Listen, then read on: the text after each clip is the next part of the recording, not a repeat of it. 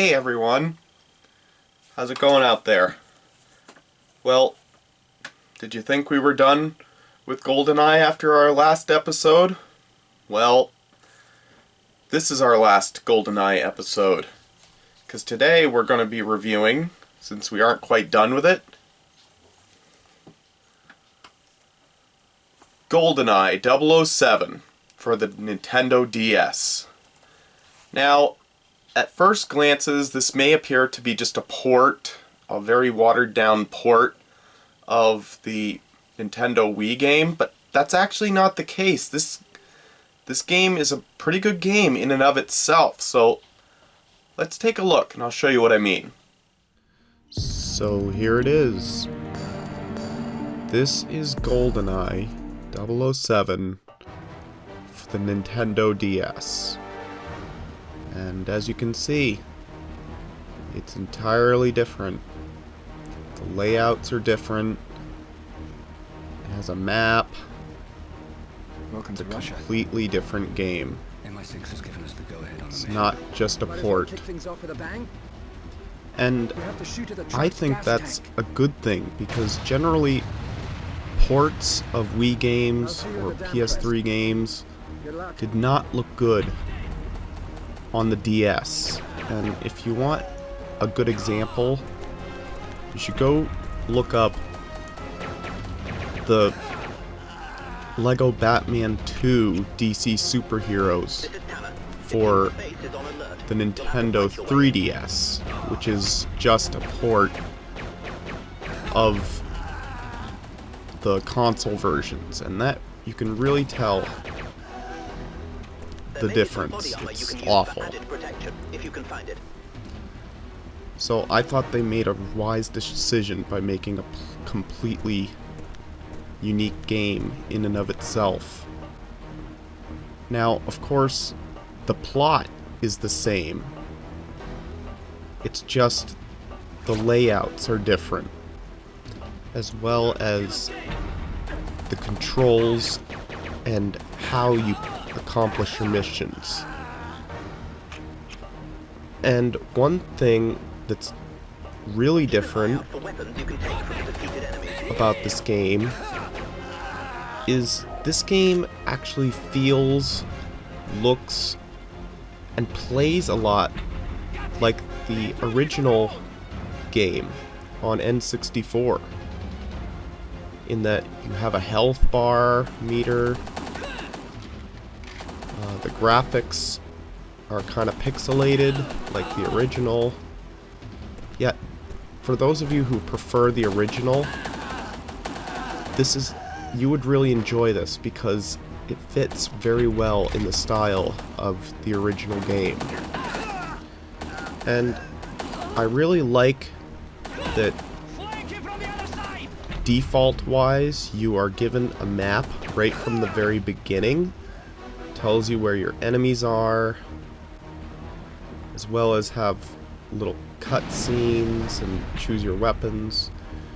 And similar to Metroid Prime Hunters, you have an option to control your movement, but I actually prefer the other controlment option, which is X, Y, B, and A button.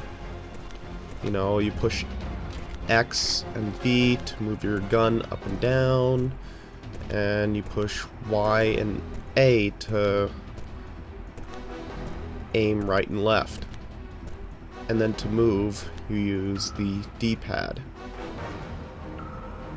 And then you fire using the triggers. And now that sounds complicated, and it is, but it's still really, really enjoyable. And this game may look really bad compared to the Wii version, but that's to be expected, folks. Come on, the DS is not as powerful. It's a handheld.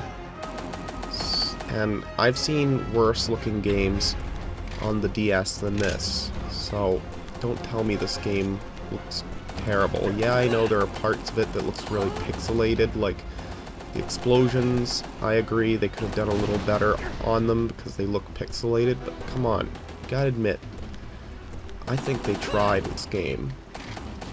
This is a really good game. Now, I generally consider the Nintendo DS to be the portable N64, because Nintendo-wise, this was the first time we were getting real 3D games.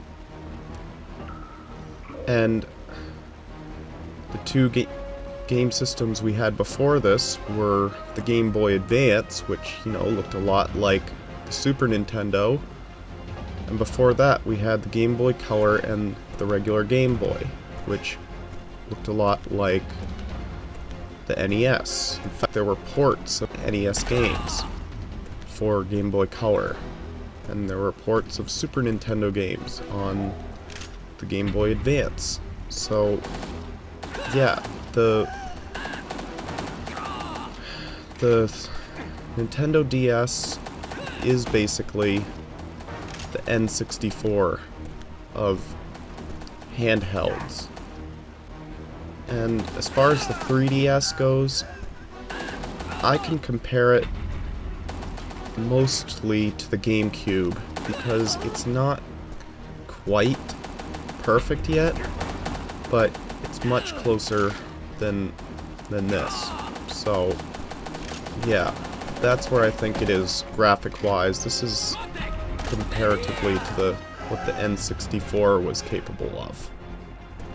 Now, without a doubt, when you think of Goldeneye, you think of the competitive multiplayer, and this game does have it, but they did it in the most stupid way I could think of. And sadly, a lot of original DS games fell for this as well. While some original DS games only like Mario Kart required only one copy of the game, and the rest were just, you know, over the Wi-Fi, as long as you were near the person who had the cartridge. This game took the other route that plagued the DS, which is where they expected you to have friends who were nearby and also owned a copy of the game. And when you saw that on the back of the box, that pretty much guaranteed that you would have no one to play with you, because nobody was gonna buy multiple copies of this game so that they could just play with friends. And there is an online, but nobody is ever online, so that's pretty much worthless too. So, is this a good game?